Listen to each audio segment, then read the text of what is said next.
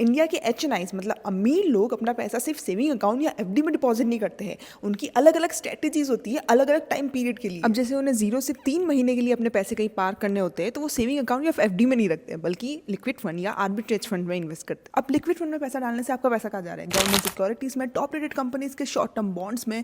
इसमें मेच्योरिटी भी 91 डेज से कम होती है, मिनिमल रिस्क है, ऊपर से नेक्स्ट डे विड्रॉ भी कर सकते हो। फिर आर्बिट्रेज फंड स्टॉक मार्केट में इन्वेस्ट करता है, जैसे दो सेम स्टॉक है, अलग अलग मार्केट में अलग अलग प्राइस है, तो कैश में बाय किया और फ्यूचर में सेल किया तो प्रॉफिट लॉक हो गया। ऐसे रिस्क कम होता है और ऊपर से इक्विटी टैक्सेशन का भी बेनिफिट है। फिर अगर 6 से 12 महीने के लिए पैसा पार्क करना हो तो इक्विटी सेविंग फंड्स, जो कि तीनों चीजों का मिक्स है, आर्बिट्रेज, इक्विटी और डेट इंस्ट्रूमेंट। फिर 1 से 2 साल के लिए इन्वेस्ट करना हो तो बैलेंस एडवांटेज फंड या फिर हाइब्रिड फंड, जिसमें इक्विटी और डेट का मिक्सचर होता है। इसमें डायनेमिक एलोकेशन होता है, मतलब जब मार्केट हाई पर होता है तो आपका इक्विटी एलोकेशन ऑटोमेटिकली कम कर दिया जाता है, जब मार्केट लो पर होता है तो ऑटोमेटिकली इक्विटी एलोकेशन आपको बढ़ा दिया जाता है। 3+ ईयर्स के लिए इन्वेस्ट करना हो तो लार्ज कैप कंपनीज या इंडेक्स फंड में इन्वेस्ट कर लो, जिसमें स्टेबल कंपनीज मिल जाएगी, या फिर फ्लेक्सी कैप फंड में, जिसमें डाइवर्सिफिकेशन मिल जाएगा क्रॉस मार्केट कैप। सीखने को क्या मिला? अपने टाइम होराइजन के अकॉर्डिंग इन्वेस्ट करना है, कितना पैसा किस टाइम में चाहिए उस हिसाब से अपनी स्ट्रेटेजी बनाओ और इन्वेस्ट करो। और वीडियो पसंद आई तो शेयर करो।